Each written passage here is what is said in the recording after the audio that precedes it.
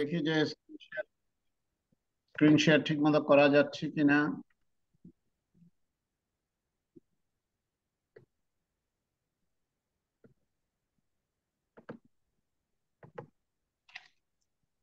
আমার স্ক্রিন কি মুভ করছে?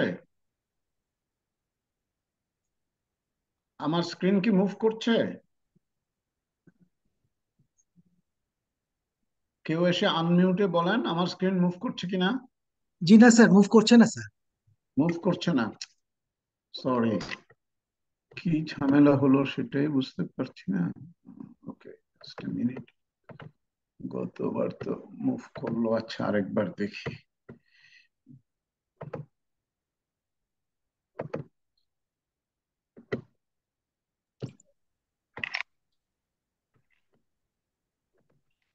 স্যার এখন ঠিক এবার আছে। এবার মুভ করছে না? জি স্যার, ঠিক আছে এখন। আচ্ছা, ফাইন। ঠিক আছে, তাহলে আমরা শুরু করি। যারা জয়েন করেন নাই তারা হয়তো সহসাই জয়েন করবেন। আমরা শুরু করে দিই, কারণ সময় বেশি নাই। আমার কখনো আমার কথা শুনতে না পারলে বা প্রবলেম হলে কাইন্ডলি বলবেন। তো আমরা আজকে আলোচনা করব background and principles of family medicine নিয়ে। তো আমরা যে কোনো আলোচনার আগে চলেন আমরা একটা পেশেন্ট নিয়ে কথা বলি, তাহলে আমাদের জিনিসটা কোরিলেট করতে সুবিধা হবে। তো এটা হচ্ছে একটা রিয়েল লাইফ পেশেন্ট। আহ 44 বছর বয়স, মেল, একজন সিনিয়র জার্নালিস্ট, বাংলাদেশের একটা খুব নামকরা নিউজ পেপারের ডেপুটি এডিটর ছিলেন উনি। তো ওনার ক্রনিক কফ ছিল ওনার প্রেজেন্টেশন, এবং উনি অফিসে বসে একদিন কাজ করছিলেন। উনি একজন ওয়ার্কহলিক লোক, যে সারাদিন কাজের মধ্যে থাকেন, কিন্তু তার অনেক দিন ধরে কাশি। তো ওই দিন উনি আবার কিছু তার কাশির সাথে চেস্ট পেইন, কফ তো আছেই, শর্টনেস অফ ব্রেথও উনি ফিল করছিলেন। তো ওনার কলিগরা জানে যে উনি নিজের হেলথকে নেগলেক্ট করে, ওরা অনেকটা জোর করে তাকে একটা ডাক্তারের কাছে পাঠিয়েছে। তো যেহেতু তার কাশি আছে, বুকে একটু ব্যথা অনুভব করছে, তার শ্বাসে একটু কষ্ট হচ্ছে, তো উনি, বাংলাদেশে আমরা কি মনে করি যে চেস্টের প্রবলেম, তাহলে চেস্ট ডিজিজ স্পেশালিস্টের কাছে যাই। তো উনি একজন চেস্ট ডিজিজ স্পেশালিস্টের কাছে গেলেন। তো উনি কি করলেন, হয়তো টেস্ট অস্কালটেট করেছেন, করে হয়তো কোনো ফাইন্ডিং পেয়েছেন, তাকে একটা এক্সরের অর্ডার দিয়েছেন। তারপরে তাকে অ্যান্টিবায়োটিক প্রেসক্রাইব করেছেন, বললেন যে আপনি এক্সরে করায় রিপোর্টটা নিয়ে আবার আমার কাছে আসবেন, আপাতত অ্যান্টিবায়োটিকটা খেতে থাকেন। তো ভদ্রলোক অফিসে ব্যাক করেছেন। অফিসে ব্যাক করার কিছুক্ষণ পরে তার কলিগরা তাকে তার ডেস্কে মৃত অবস্থায় আবিষ্কার করে, হি ফাউন্ড ডেড। এখন আমরা যদি এই কেসটাকে একটু, এই পেশেন্টটাকে একটু এক্সপ্লোর করতাম, যেটা হয়তো কোনো না কোনো কারণে কেস ডিজিজ স্পেশালিস্ট এক্সপ্লোর করেননি বা তার মাথায় আসেনি। এই পেশেন্টটা একটা লং টার্ম স্মোকার ছিলেন। তো লং টার্ম স্মোকার, এবং তার ভাই, তার বড় ভাই, মধ্য 40-এ, 45 বছর বয়সে উনি হার্ট অ্যাটাকে মারা গেছেন। তার বাবা, যে নিজে একজন ডাক্তার ছিলেন, উনিও হার্ট অ্যাটাকে মারা গেছেন। এবং তার যে কাশিটা, এই কাশিটা কিন্তু একিউট না, এটা তার অনেক দিনের কাশি এই পেশেন্টের। এবং এটা হতে পারে স্মোকার্স কফ, হতে পারে তার ক্রনিক অবস্ট্রাকটিভ এয়ারওয়ে ডিজিজ, আমরা জানি না, আমাদের এত কিছু এক্সপ্লোর করা হয় নাই। তবে মোদ্দা কথা হচ্ছে এই পেশেন্টটার ইসিজি করা হয় নাই। এই যে ফ্যামিলি হিস্ট্রিটা আপনাদের বললাম এতক্ষণ, তার বাবার কথা, তার ভাইয়ের কথা, এই জিনিসটাও হয়তো এক্সপ্লোর করা হয় নাই। এখন আমরা যদি আমাদের নিজেদেরকে প্রশ্ন করি যে এই পেশেন্টের আসলে কি হয়েছিল, আমাদের কি করা উচিত ছিল, এটা নিয়ে আমরা পরে কথা বলবো। জাস্ট এই গল্পটা আপনারা মনে রাখেন, এটা একটা বাস্তব গল্প।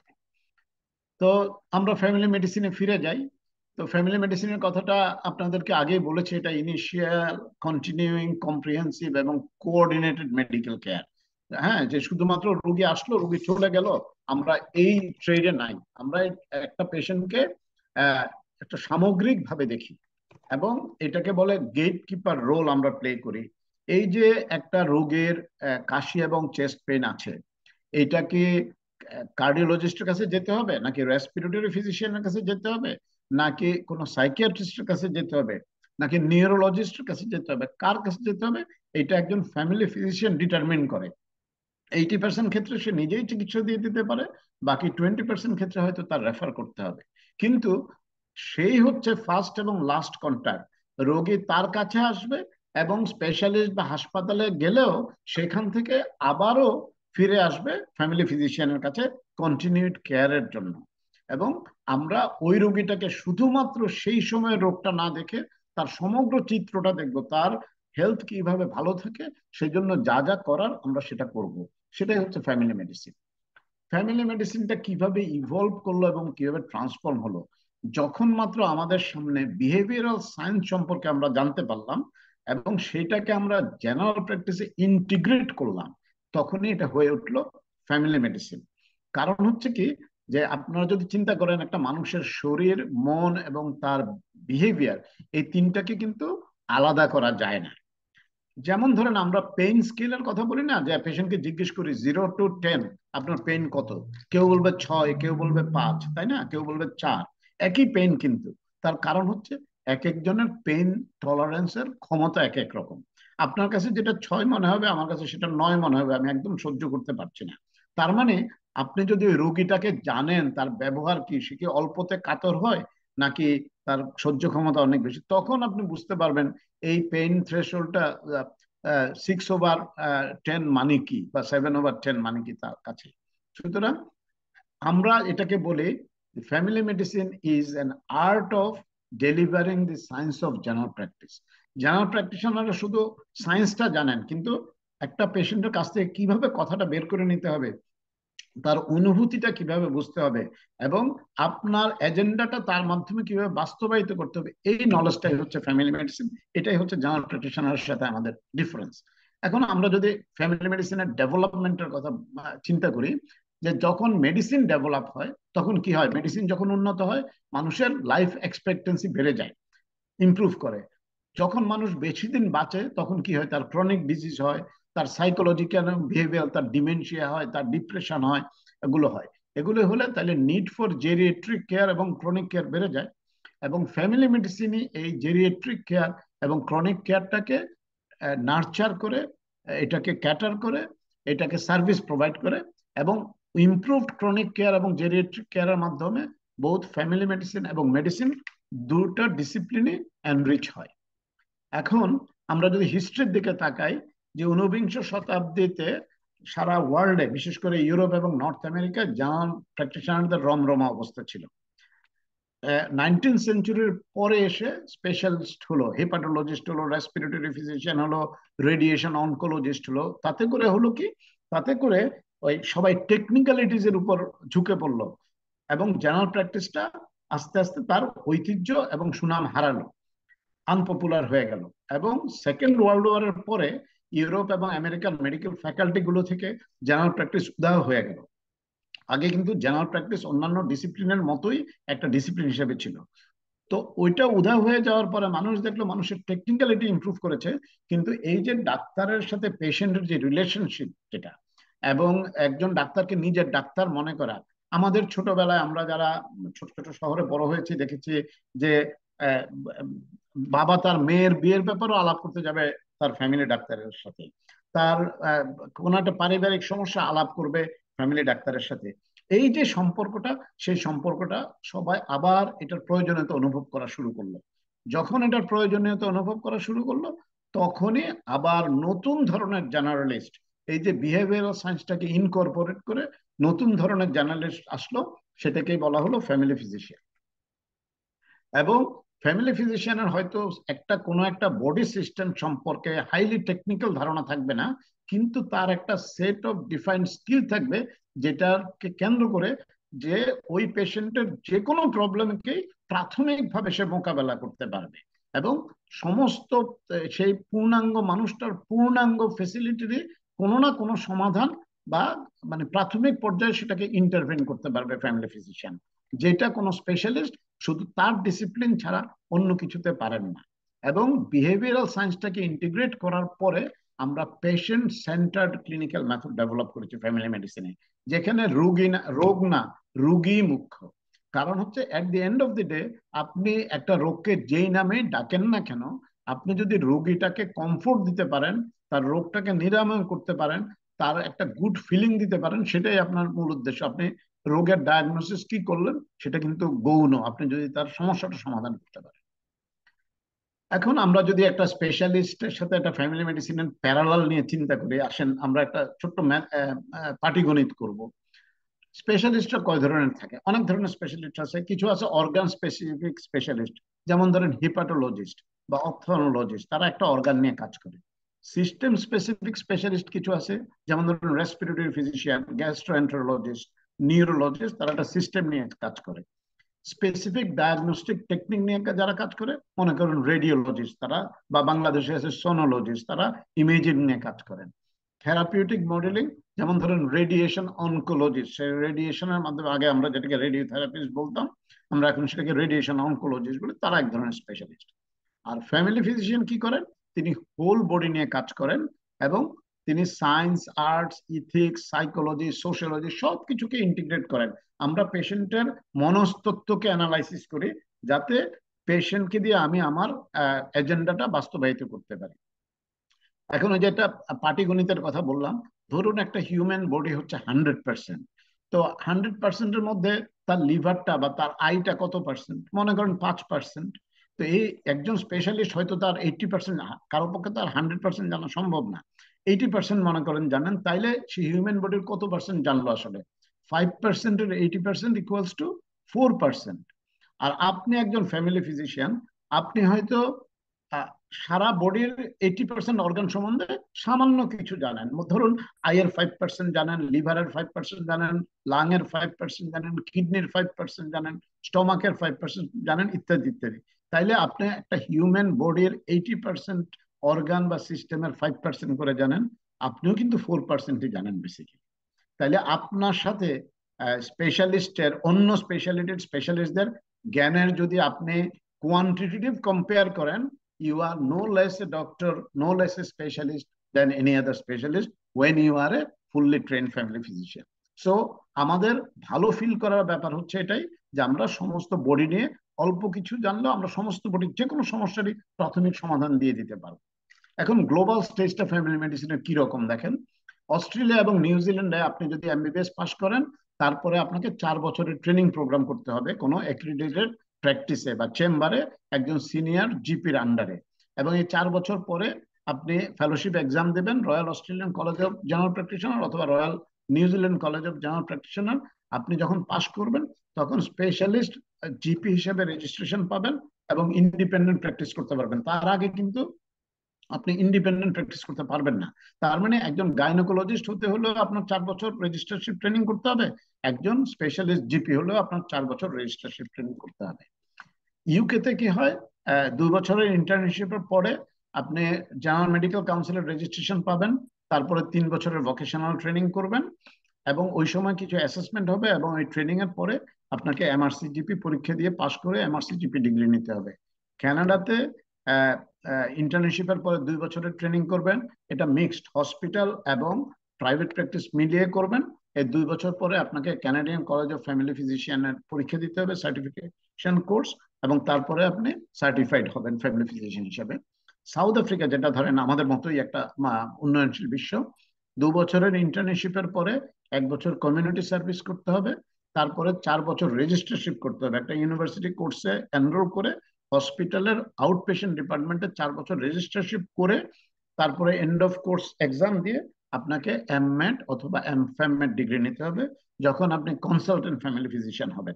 সাউথ আফ্রিকাতে অবশ্যই এই কোর্স না করেও আপনি জিপি করতে পারেন, কিন্তু আপনি কনসালটেন্ট হিসেবে নিজেকে দাবি করতে পারবেন না। আমেরিকাতে কি হয়, আমেরিকাতে 3 বছরের রেসিডেন্সি প্রোগ্রাম হয় ফ্যামিলি মেডিসিনে আপনার গ্রাজুয়েশন করার পরে।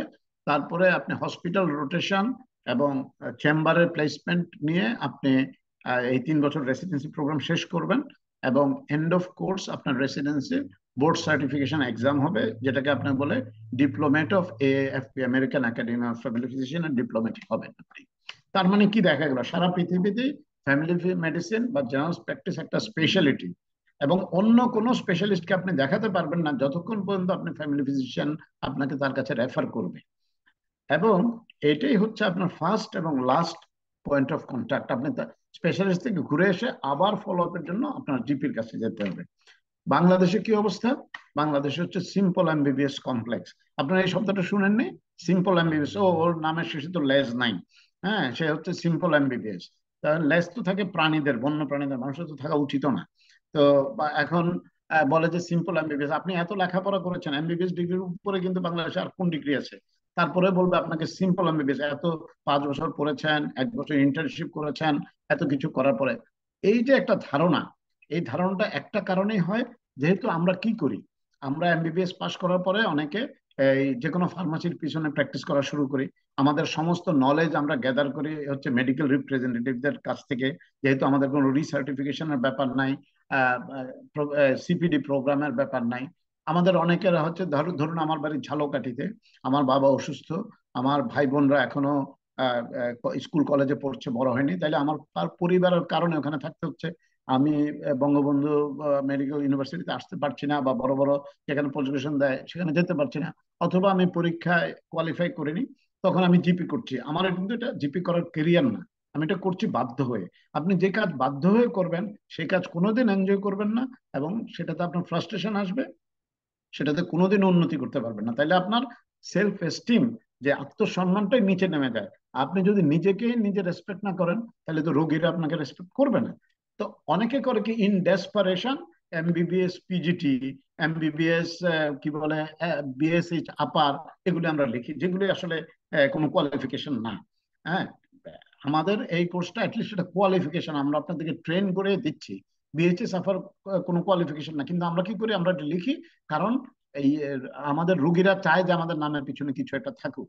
তার মানে এটা রুগীদেরও একটা ডিজায়ার যে এই ডাক্তার নামের শেষে কিছু একটা থাকুক। তো কিছু একটা থাকলে আপনি একেবারেই আউট অফ নোহোয়ার কিছু ইউজ করার চেয়ে আপনি যেটা পড়াশোনা করে অ্যাচিভ করেছেন সেটা ইউজ করা রোগীর জন্য ভালো, আপনার জন্য ভালো, এবং সেটা হচ্ছে নৈতিকভাবে মানে লেজিটিমেট। এখন আমরা তাহলে জেনারেল প্র্যাকটিশনার না বলে ফ্যামিলি ফিজিশিয়ান কেন বলবো? তার কারণ হচ্ছে দুটো জিনিস।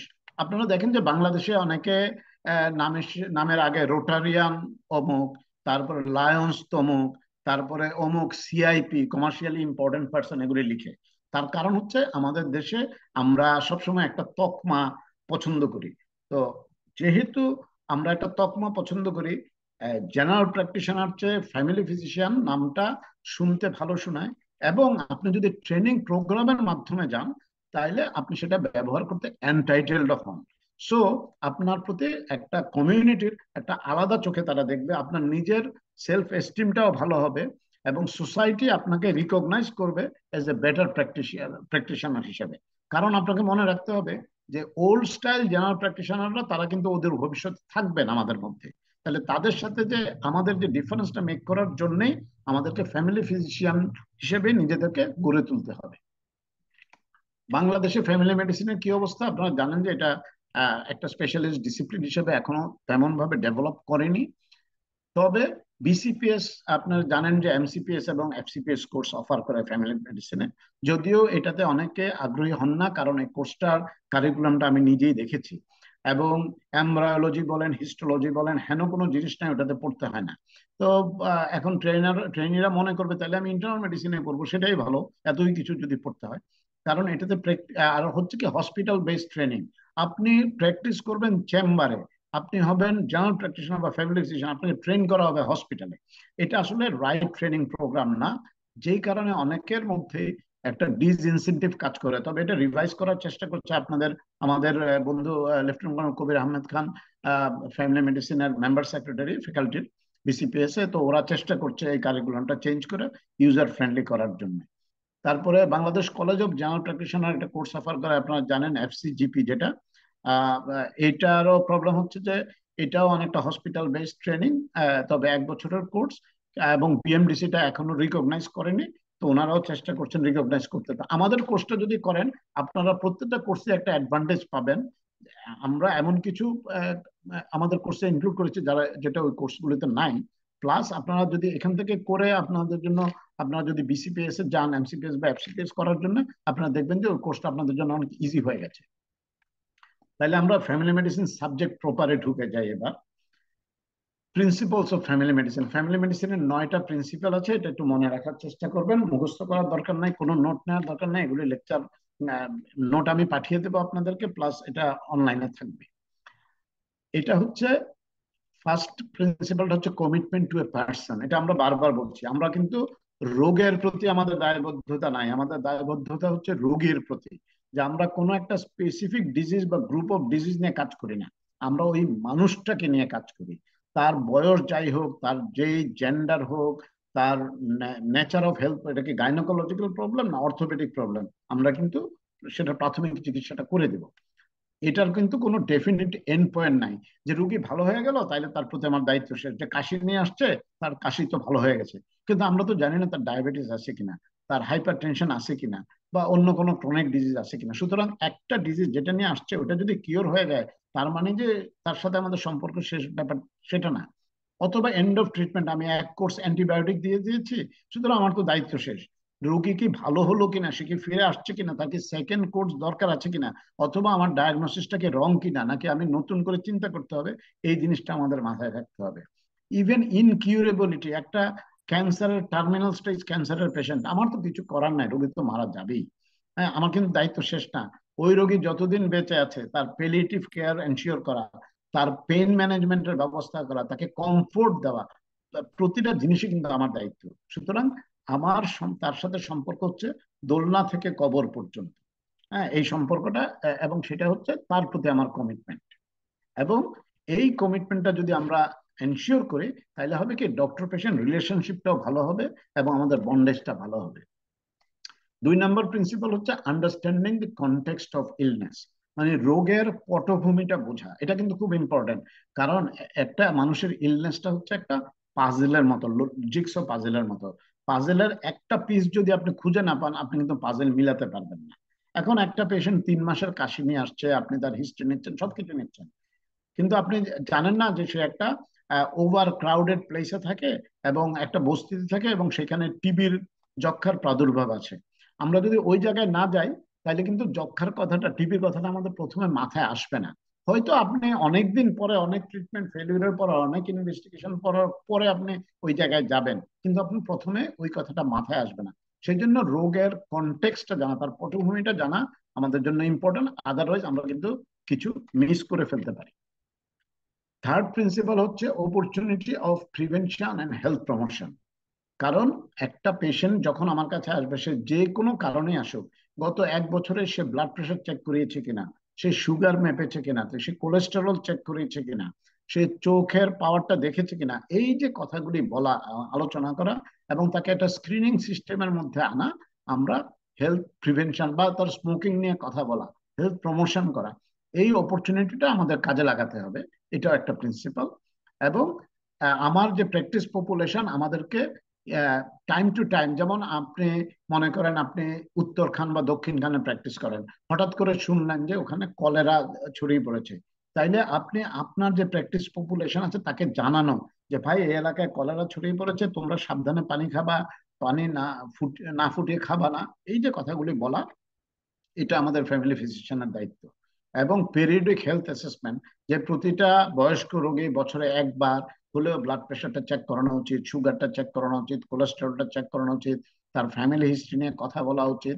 বছরে একবার তাকে চেক আপ করা, তার কোনো আপাতত দেখার মতো অসুস্থতা না থাকলেও তাকে চেক করা, এই কাজগুলি করাটা হচ্ছেই আমাদের ফ্যামিলি ফিজিশিয়ান হিসেবে দায়িত্ব। নাম্বার 4 প্রিন্সিপাল হচ্ছে viewing practice as a population at risk. এই যে বললাম, আপনি উত্তরখানে প্র্যাকটিস করেন, আপনার উত্তরখান এলাকায় যত,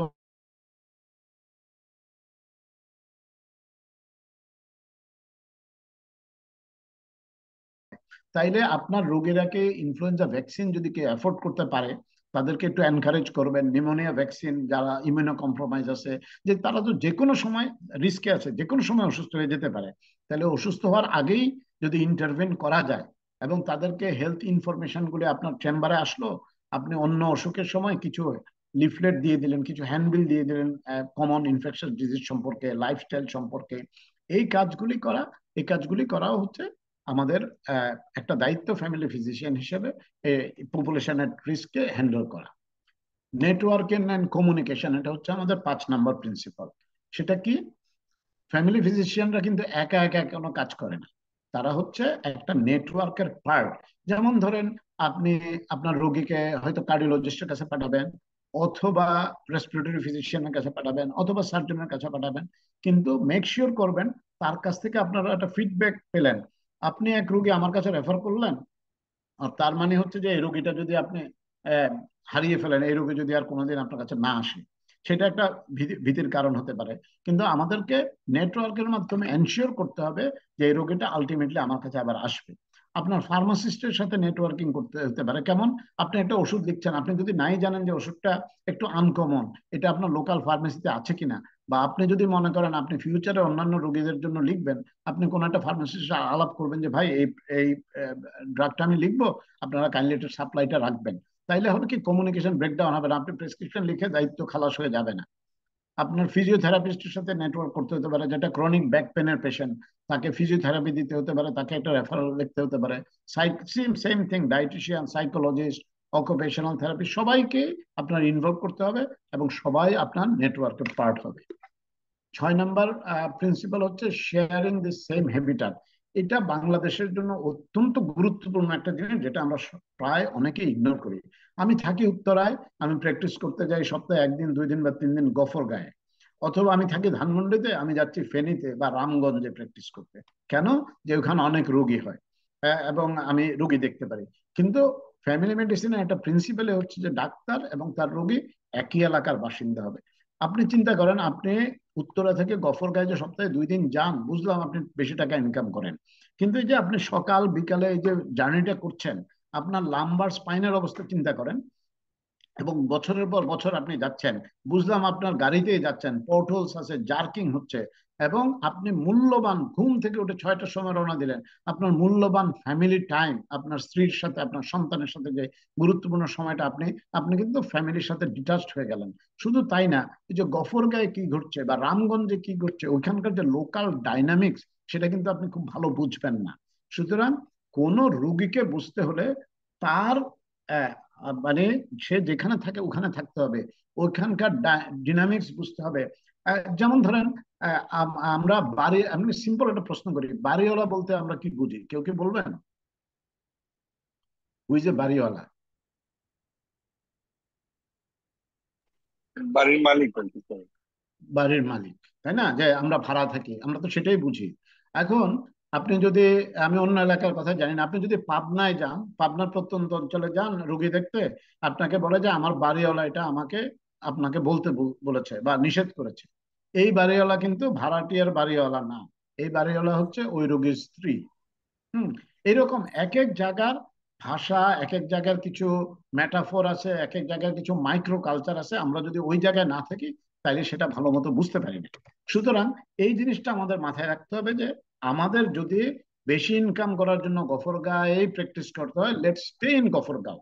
আমাদের ছেলে মেয়েদের পড়াশোনার ব্যাপার আছে, তাদেরকে আমরা আমরা অনেকেই, এই যে লেফটেন্যান্ট কর্নেল কবির আহমেদ খান, আমি নিজে, আমরা খুব মফস্বল থেকে এসেছি।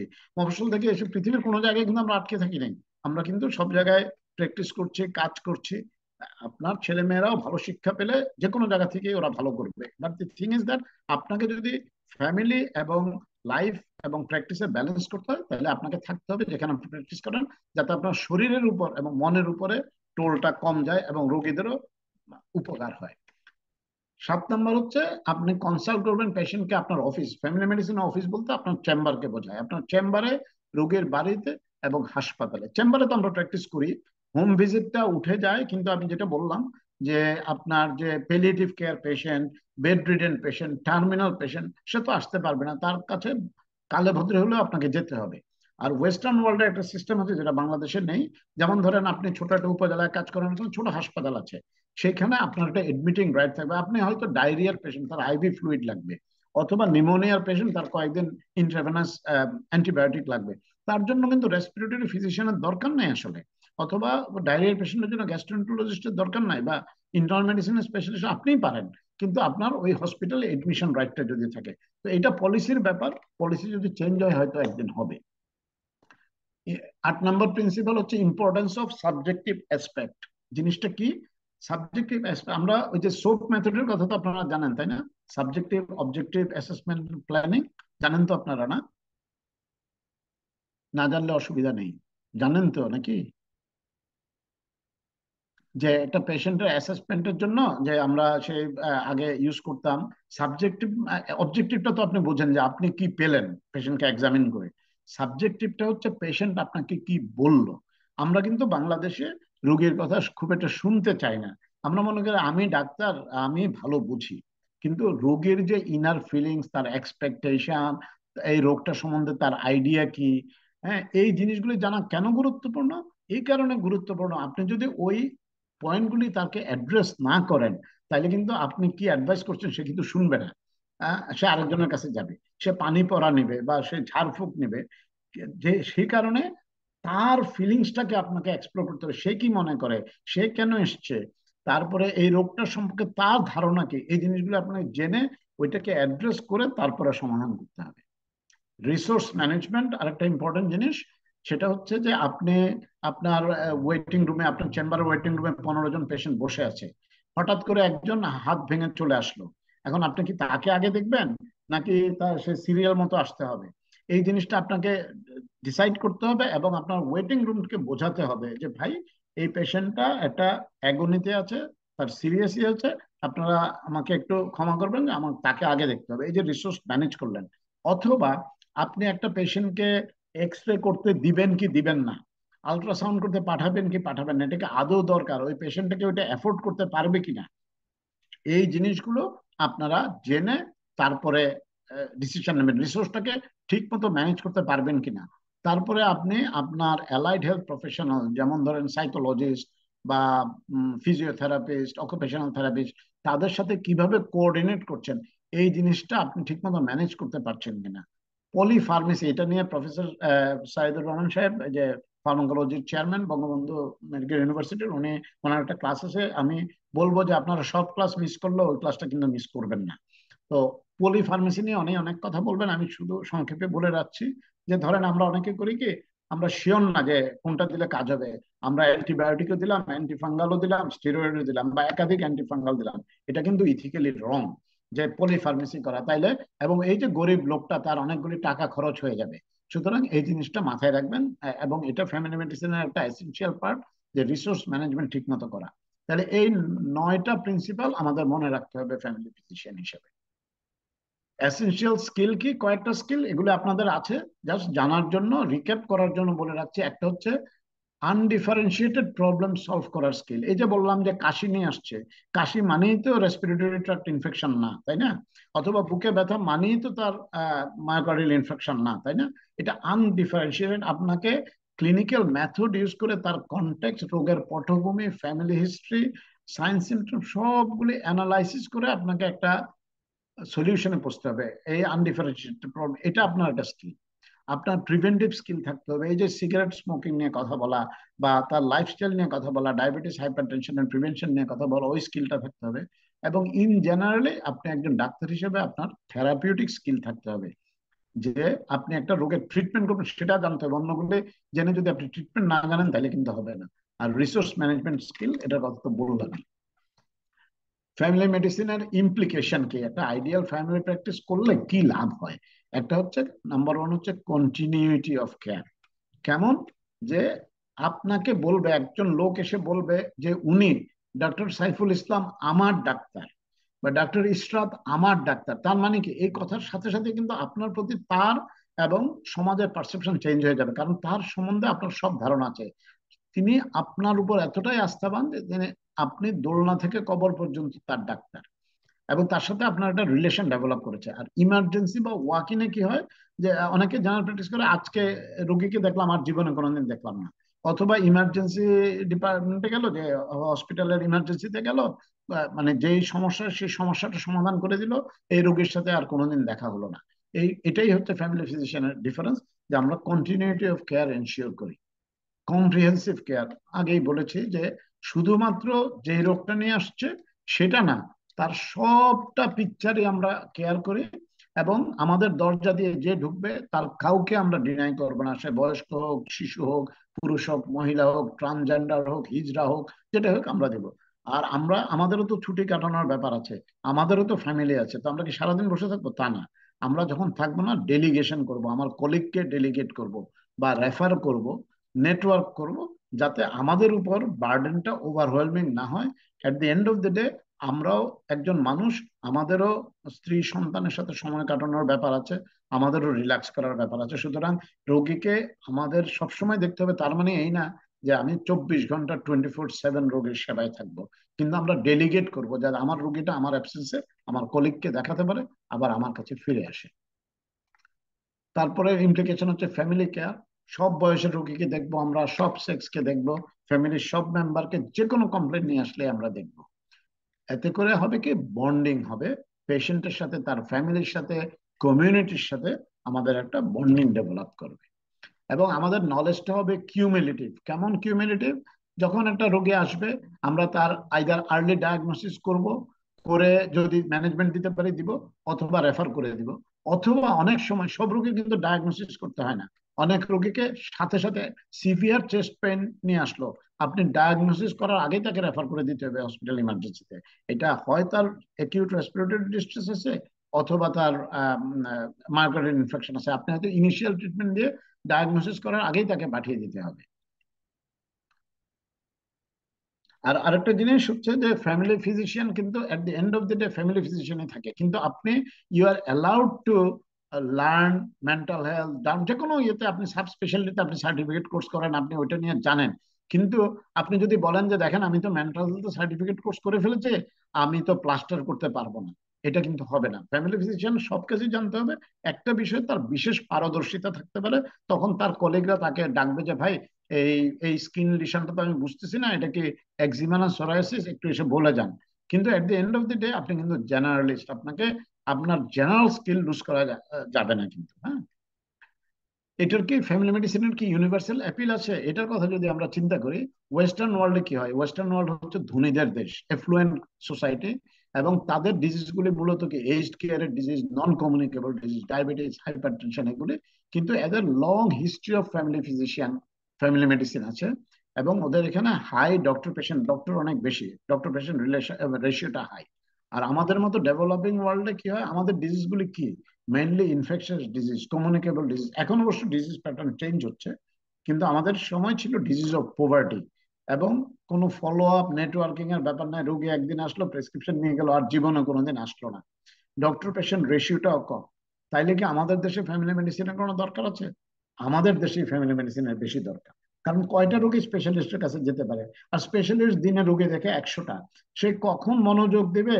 আর আপনি চেস্ট পেনের পেশেন্টকে রেসপিরেটরি ফিজিশিয়ানের কাছে পাঠালেও উনি যে আবার কার্ডিওলজিস্টের কাছে রেফার করবেন সেটা হয় না, উনি ওনার মতো ট্রিটমেন্ট দিয়ে ছেড়ে দেন। সুতরাং আমরা যদি ফ্যামিলি ফিজিশিয়ানরা আমাদের দক্ষতা বাড়াতে পারি, 80% জিনিস কিন্তু আমরাই হ্যান্ডেল করবো। এবং এই জন্য বাংলাদেশের মতো ডেভেলপিং কান্ট্রিতে ফ্যামিলি মেডিসিন ডেভেলপ করা আরো বেশি দরকার। এখন আমরা ফ্যামিলি মেডিসিন নিয়ে এত কথা বলছি, ফ্যামিলি মেডিসিনের কোরে হচ্ছে ফ্যামিলি। তো ফ্যামিলি নিয়ে ডক্টর কবির আহমেদ খানের একটা ক্লাস আছে, সেটা আপনারা করবেন। আমি জাস্ট সংক্ষেপে একটা জিনিস বলি, যে আমরা বলি না যে এই ছেলেটা অমুক ফ্যামিলির, চৌধুরী বাড়ির ছেলে, খান বাড়ির ছেলে, ভুইয়া বাড়ির ছেলে। কথা যে আমরা কি বোঝাতে চাই, যে একটা মানুষ তার ফ্যামিলির রিফ্লেকশন। হুম। অথবা ও এমন তো হবে তার বাপ দাদা 14 গোষ্ঠী চোর ছিল, এভাবে আমরা অনেক সময় বলি না। তার মানে হচ্ছে যে একটা লোক তার ফ্যামিলির রিফ্লেকশন। সো আমরা যদি একটা ফ্যামিলি সম্বন্ধে স্টাডি করি, ফ্যামিলি সম্বন্ধে জানি, তাইলে এই লোকটা কিভাবে বিহেভ করবে, সে আমার কথা শুনবে কিনা, তার ব্যথা থ্রেশহোল্ড কিরকম, সেটা কিন্তু আমরা বুঝতে পারবো। সুতরাং আমরা যখন একটা ফ্যামিলির সবাই যখন আমাদের পেশেন্ট হবে, তিনটা, একটা ফ্যামিলির তিনটা মেম্বার যখন আমার পেশেন্ট হবে, চতুর্থ মেম্বারটাকে ট্রিট করা আমার জন্য অনেক ইজি হয়ে যাবে। সুতরাং ফ্যামিলি মেডিসিনের সৌন্দর্যটাই এমন, যে আপনি যখন একটা ফ্যামিলিকে অ্যানালাইসিস করবেন, তখন প্রত্যেকটা মেম্বারকে আপনার আলাদা করে অ্যানালাইসিস করার দরকার নাও হতে পারে। এবং আপনি জানবেন যে একটা ফ্যামিলি মেম্বারের সিকনেসে কি রোল প্লে করে, সেটাও আপনি বুঝতে পারবেন। এখন ফ্যামিলি কয় ধরনের আছে? 3 ধরনের আছে ফ্যামিলি: ইউনিটারি, কম্বাইন্ড এবং এক্সটেন্ডেড ফ্যামিলি। ইউনিটারি ফ্যামিলি তো বোঝেন, আমি, আমার স্ত্রী এবং আমার 2 সন্তান। কম্বাইন্ড ফ্যামিলিটা কি কেউ জানেন? কেউ বলবেন কম্বাইন্ড ফ্যামিলিটা কি?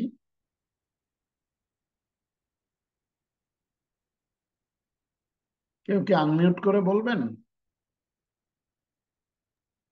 যৌথ পরিবার।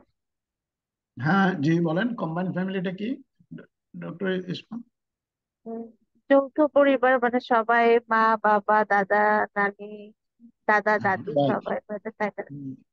Very good, very good. এইটা এখন আমাদের সমাজে বিলুপ্ত হয়ে এখানে যাচ্ছে। হুম, জি বলেন। এটা তো এখন দেখা যায় না সাধারণত। হ্যাঁ, এটা এটা দেখা যায় পশ্চিম বাংলার সিরিয়ালে দেখা যায়, আর কোথাও তেমন দেখা যায় না, এটা উঠে গেছে। কিছু কিছু ক্ষেত্রে আছে, এবং যেখানে আছে সেখানে ডিনামিক্সটা আমাদের বোঝা দরকার। দুই জায়ের সম্পর্ক কেমন, দেবর ভাবির সম্পর্ক কেমন, তারপর ননদদের সাথে সম্পর্ক কেমন, এটাও কিন্তু তার ডিজিজ প্রসেসে, বিশেষ করে সাইকোলজিক্যাল প্রসেসে ইম্প্যাক্ট করে যদি থাকে আর কি। আর এক্সটেন্ডেড ফ্যামিলি যে শুধুমাত্র আমার ভাই, আমার ভাইয়ের স্ত্রী, বা আমার অন্যান্য ভাই বোন তারাই না, আবার চাচাতো ভাই, মামাতো ভাই, এটা যে এক ছাদের নিচে থাকতে হবে তেমন না। কিন্তু যেমন যেমন ধরুন কিছু জেনেটিক ডিজিজের ব্যাপার আছে না, না, এগুলি তো আপনারা জানেন, জেনেটিক্যালি যেগুলি ইয়া হয় এগুলি এক্সটেন্ডেড ফ্যামিলিতে ইম্প্যাক্ট করতে পারে। সুতরাং আমরা যদি এক্সটেন্ডেড ফ্যামিলিদেরকে জানি, তাইলে ফ্যামিলি হিস্ট্রি বুঝে রোগ নির্ণয়ের দিকে যাওয়া সোজা হয় আর কি। এটা যে সবসময় প্র্যাকটিক্যাল বিষয়টা কিন্তু তা না, কিন্তু যেখানে সম্ভব আর কি। এখন ফ্যামিলি মেডিসিনের যে ট্রেনিং প্রোগ্রাম, আমরা কিন্তু প্রায় শেষ দিকে চলে এসেছি। ফ্যামিলি মেডিসিনের যে ট্রেনিং প্রোগ্রাম, তার এসেনশিয়াল কম্পোনেন্ট কি কি আছে? একটা হচ্ছে ফাউন্ডেশন অফ ফ্যামিলি মেডিসিন, যেটা আপনাদের মডিউল 1-এ পড়ানো হবে। প্র্যাকটিস ম্যানেজমেন্ট, যেটা বললাম, প্র্যাকটিস মানে চেম্বার ম্যানেজমেন্ট।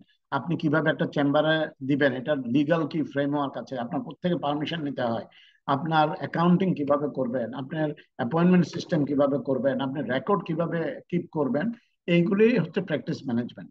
এবং প্র্যাকটিস ম্যানেজমেন্টটাও আপনাদেরকে একটা সাবজেক্ট হিসেবে এখানে আপনাদের সাথে আলোচনা করা হবে। আর ক্লিনিক্যাল মেথড তো হচ্ছে ক্লিনিক্যাল টপিকস গুলি নিয়ে আপনারা জানেন যে আমাদের 5টা মডিউলে আলোচনা করা হবে।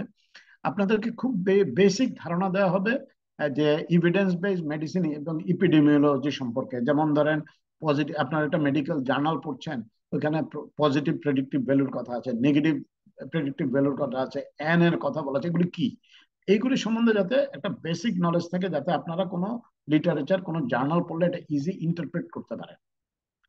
রিসোর্স ম্যানেজমেন্ট তো বললামই, এটা নিয়ে আরো কথা হবে। মেডিকেল সোশিওলজি নিয়ে প্রফেসর সাইদুর রহমান সাহেব তার ফার্মাকোলজির যে একটা লেকচার আছে ওখানে আলোচনা করবেন। হ্যাঁ, রিসার্চ, এই কম্পোনেন্টটা আমাদের এই সার্টিফিকেট কোর্সে নেই। আর কোয়ালিটি ইমপ্রুভমেন্ট, কারণ এই 6 মাসের এই কোর্সে রিসার্চ করা সম্ভব না, আর রিসার্চ সার্টিফিকেটের কোথাও কোনো পার্টও নাই। এই দুইটা 7 নাম্বার এবং 8 নাম্বার, এটা ছাড়া আমাদের এই প্রোগ্রামে সবকিছুই অল্প অল্প করে একটা ফ্যামিলি মেডিসিনের কোর্সে যা থাকা উচিত সবকিছুই এখানে আছে। আপনাদেরকে আমি বলেছি যে সিপিডি, কন্টিনিউইং প্রফেশনাল ডেভেলপমেন্টের ব্যাপারে এই যে ডক্টর রশিদ মুজাহিদ এবং ডক্টর সঞ্জীব আপনাদের বলে গেল যে আপনারা যখন কোর্স থেকে চলেও যাবেন তখনও আপনাদের সাথে আমাদের সম্পর্ক থাকবে। আমাদের যে ফেসবুক পেজ আছে সেখানে আপনাদের ক্লিনিক্যাল টপিকস, ক্লিনিক্যাল কোশ্চেন নিয়ে, যে রোগী নিয়ে যেই সমস্যা ফেস করছে ওগুলি নিয়ে কথা বলবেন। আমরা মানে চেষ্টা করব আপনাদেরকে হেল্প করার জন্য। আপনাদের কনসালটেশন স্কিল ডেভেলপ করার জন্য প্র্যাকটিক্যাল ক্লাস হবে, সেখানে আপনারা আপনাদের ফেসিলিটেটররা কিভাবে কনসাল্ট করেন সেটা দেখবেন।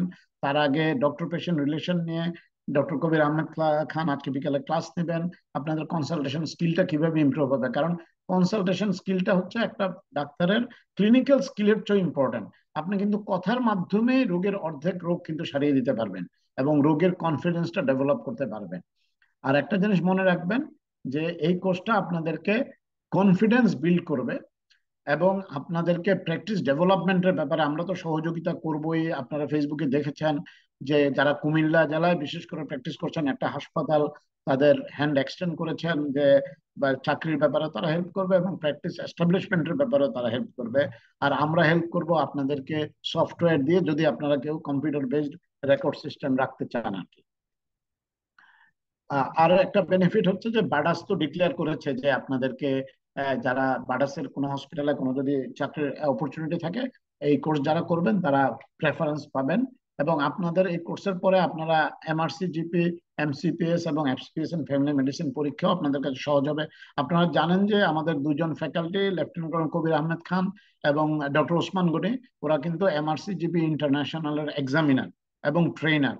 সুতরাং আপনারা যখন তাদের সংস্পর্শে থাকবেন তখন আপনাদের জন্য ওই পরীক্ষার সিস্টেমটা অনেক ইজি হয়ে যাবে। ওনারা পরীক্ষার সিস্টেমগুলি নিয়ে আপনাদের সাথে আলোচনা করবেন এবং আপনারা সব স্পেকট্রা, ইভেন যদি আপনারা জেনারেল প্র্যাকটিস নাও করতে চান, যে পরে আপনি ইয়ে হবেন, কি বললাম, আপনি গ্যাস্ট্রোএন্টারোলজিস্ট হবেন, আপনি রেসপিরেটরি ফিজিশিয়ান হবেন, তারপরেও এই কনসালটেশন স্কিল এবং প্র্যাকটিস ম্যানেজমেন্ট স্কিল কিন্তু ইউনিভার্সাল।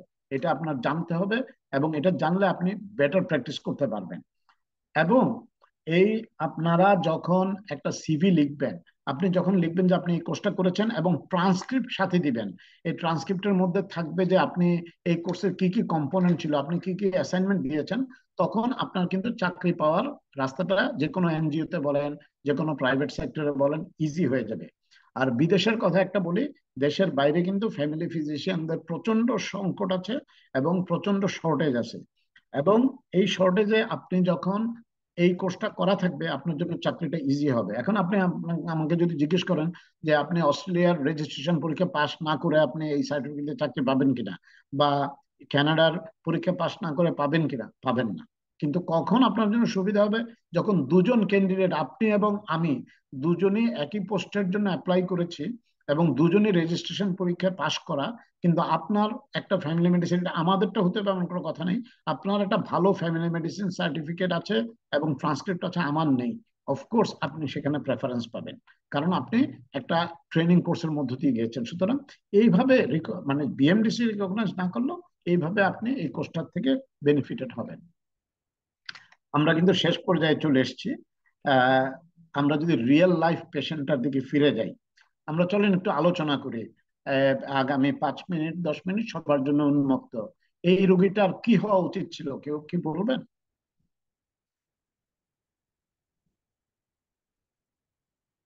রোগীটার কথা তো মনে আছে আপনাদের, তাই না?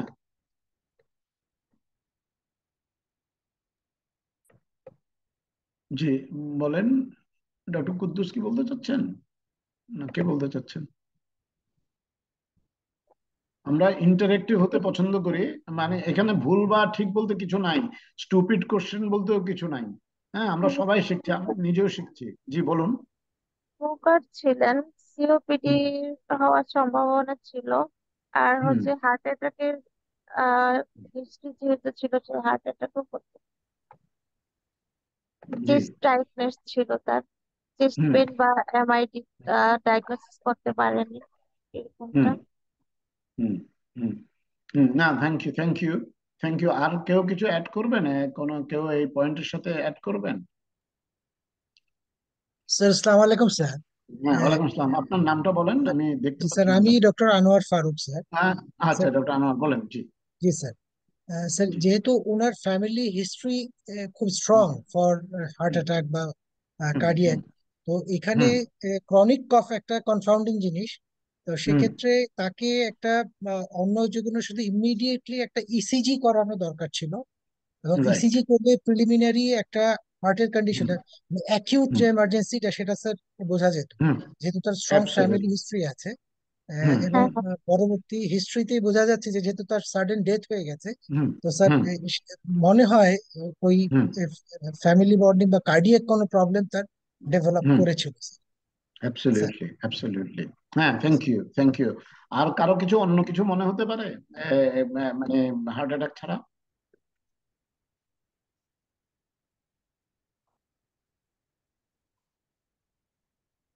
আর কোনো কন্ডিশন হতে পারে?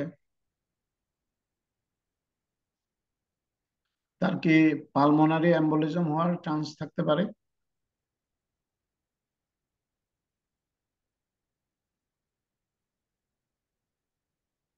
বলবেন কেউ? স্যার থাকতে পারে, কারণ যেহেতু সে স্মোকার হুম স্মোকার ছিল। হুম হুম। সেটা একটা রিস্ক ফ্যাক্টর। আপনারা ঠিকই বলেছেন যে তার সিওপিডি থাকতে পারে, কিন্তু থাকতে সিওপিডি পারে কিন্তু তার, হ্যাঁ, তৎক্ষণাৎ মৃত্যুর কারণ না হওয়ারই তৎক্ষণাৎ স্বাভাবিক। না। জি স্যার, যেহেতু তার হুম। ফ্যামিলি হিস্ট্রি ছিল হার্ট অ্যাটাকের, রাইট, রাইট। কিন্তু এটাই। আনফরচুনেটলি আমাদের ধারণা, আমরা তো আর জানি না, আমাদের ধারণা হচ্ছে যে এই স্পেশালিস্টের কাছে গিয়েছিলেন, উনি এই প্রশ্নগুলি করেন নাই। কারণ যদি করতেন, তাইলে যার তাহলে মিনিমাম মেডিকেল নলেজ আছে সেই পেশেন্টকে ইসিজি অ্যান্টিবায়োটিক দিয়ে করালে বোঝা যেত। বোঝা যেত, অথবা একটা ইমার্জেন্সি ট্রোপোনিন করতো। এবং ট্রোপোনিন যদি, রাইট। হ্যাঁ, এবং যদি কিছুই না করতো, অন্তত বলতো যে ভাই আপনি এখনই হাসপাতালে যান, বা হাসপাতালে যাওয়ার জন্য একটা অ্যাম্বুলেন্স কল করতো। ঠিক আছে, মনে করেন আপনার কাছে ইসিজি নাই, আপনার কাছে ট্রোপোনিন আই কখন করবেন, কখন কি করবেন তার ঠিক নাই, ইমিডিয়েট কিন্তু হসপিটালাইজেশনের ব্যাপারটা ছিল। রাইট, হ্যাঁ, একটা অক্সিজেনের ব্যবস্থা করে, অথবা তাকে অ্যাকম্পানিমেন্ট কেউকে দিয়ে ব্যথা কমানোর জন্য মরফিন বা কিছু একটা দিয়ে তাকে হসপিটালে পাঠানোর ব্যবস্থা করা উচিত ছিল। তাহলে টেক হোম মেসেজ হচ্ছে যে আমাদের সেফ ডক্টর প্র্যাকটিস করা দরকার, তাই না?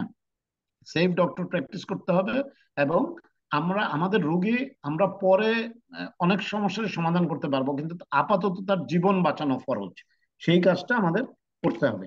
তো সেই জিনিসটা আমাদের মাথায় রাখতে হবে। তো এই যে আমরা এতক্ষণ আলোচনা করলাম, আপনাদের কাছে কি কি ওভারওয়েলমিং মনে হচ্ছে, যে ওরে বাবা কি কোন সমুদ্রে এসে পড়লাম, এরকম মনে হচ্ছে কি ঠিক না আছে। এই পর্যন্ত? এই পর্যন্ত আমরা যত কিছু আলোচনা করেছি, একটা জিনিসও নাই যেটা আপনারা জানেন না। আমি প্রিটি শিওর আপনারা কিন্তু সবই জানেন, কিন্তু আমাদের আলোচনাটা করার মাধ্যমে কিন্তু আমরা নিজেরা আবার নতুন করে উপলব্ধি করলাম, তাই না? আমাদের মানে এটা কি বলো, রিক্যাপিচুলেশন হলো, যে আরে আমরা তো এই জিনিসটা জানি, আরে রুগীর সাথে তো এভাবে কথা বলা দরকার, আরে এই জিনিসটা তো মিস করা উচিত না, আরে কাশি নিয়ে রুগী আসলে তার তো ব্লাড প্রেশারটাও দেখা দরকার, তাই না? এই জিনিসটাকে, এই নলেজটাকে ইন্টিগ্রেট করাটাই ফ্যামিলি মেডিসিন। আপনারা কিন্তু প্রত্যেকটা জিনিস আলাদা আলাদা ভাবে জানেন। হুম। তো আমরা এই আগামী 1 মাস ফার্স্ট মডিউলে আমরা প্রিভেন্টিভ অ্যাপ্রোচ নিয়ে কথা বলবো, আমরা পেশেন্টের সাইকোলজি নিয়ে কথা বলবো, আমরা ইথিক্স নিয়ে কথা বলবো। আরেকটা ভালো জিনিস আপনাদেরকে চুপে চুপে বলে রাখি, এই যে ফার্স্ট মডিউলের যে মডিউলের ক্লাসগুলি করবেন, আপনাদের স্কিল ইমপ্রুভ হবে, কিন্তু সেই সাথে আরেকটা জিনিস ইমপ্রুভ হবে। আমি প্রিটি শিওর যে আপনারা যদি এই প্রিন্সিপালগুলি ইউজ করেন, আপনাদের ইনকাম পটেনশিয়াল অনেক বেড়ে যাবে।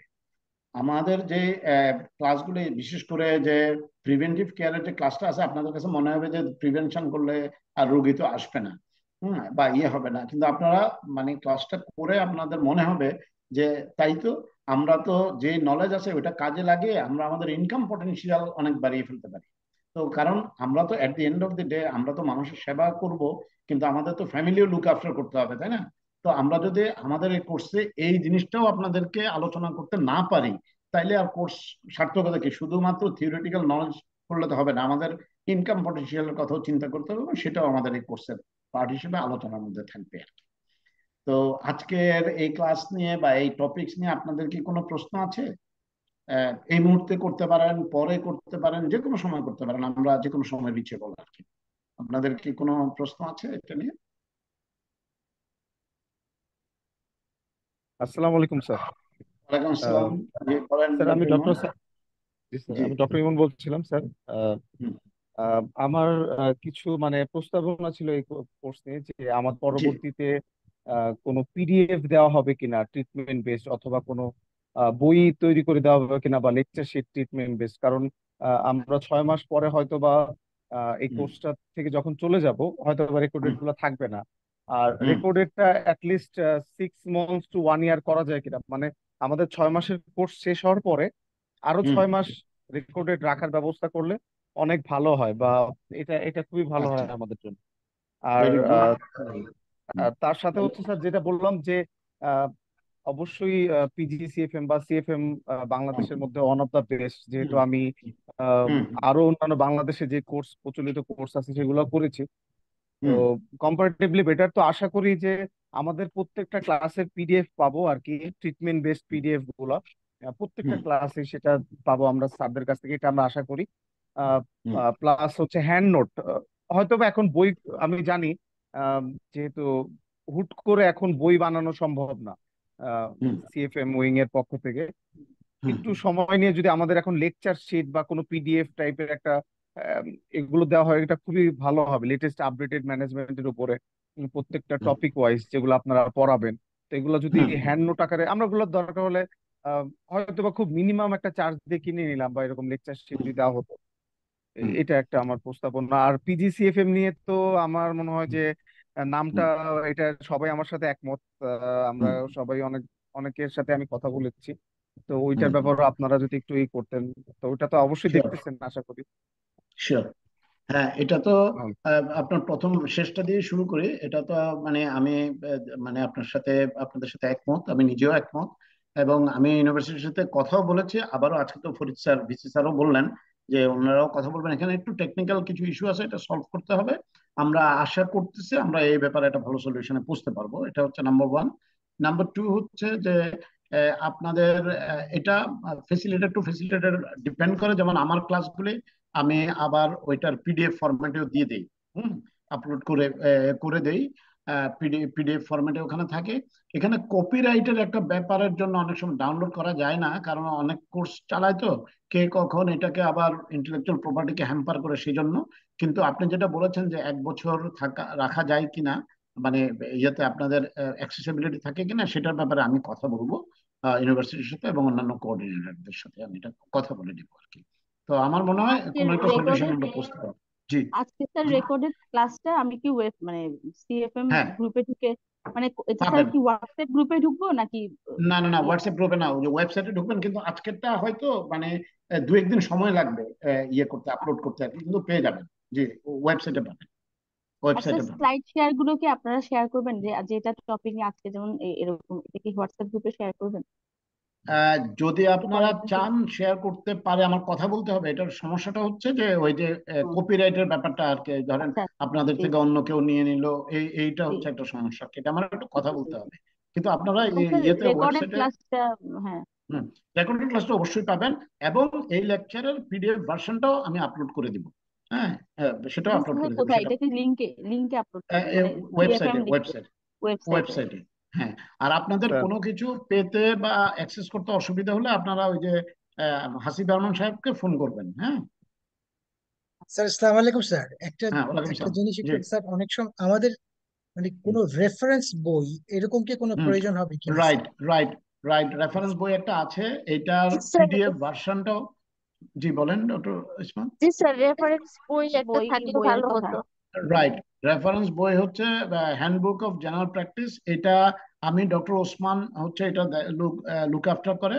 আমি ওকে বলে দিব আপনাদের সাথে এটার পিডিএফ ভার্সনটা শেয়ার করে দিতে। এটা অন্যান্য ব্যাচের সাথে শেয়ার করা হয়েছে আর কি। হুম।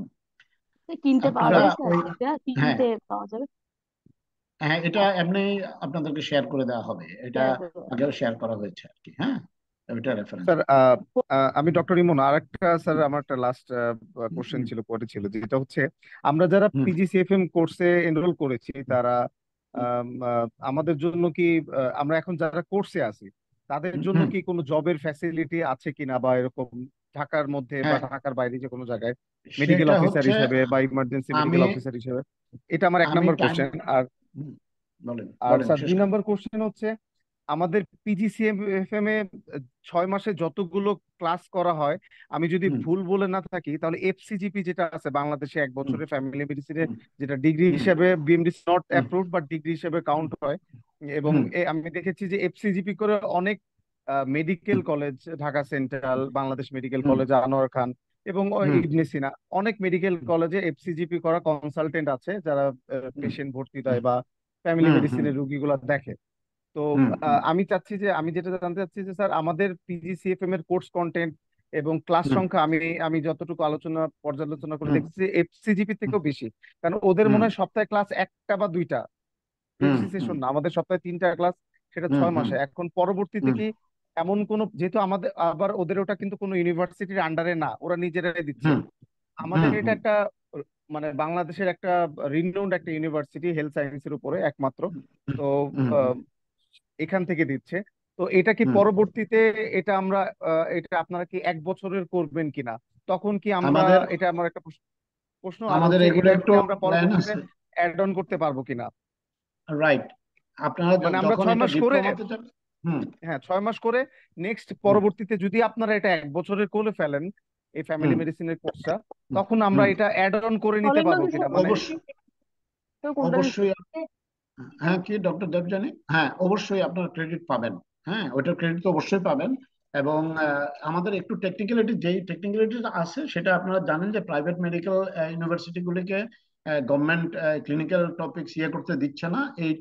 এই ঝামেলাটা শেষ হলে আমরা এটাকে মাস্টার্স পর্যন্ত নিয়ে যাওয়ার প্ল্যান আছে আর কি। হ্যাঁ, তো তখন অবশ্যই আপনাদের এই প্রায়র লার্নিং ক্রেডিট হিসেবে আপনারা তো 18 ক্রেডিট পেয়ে যাবেন, কারণ এই কোর্সটাই তো 18 ক্রেডিটের।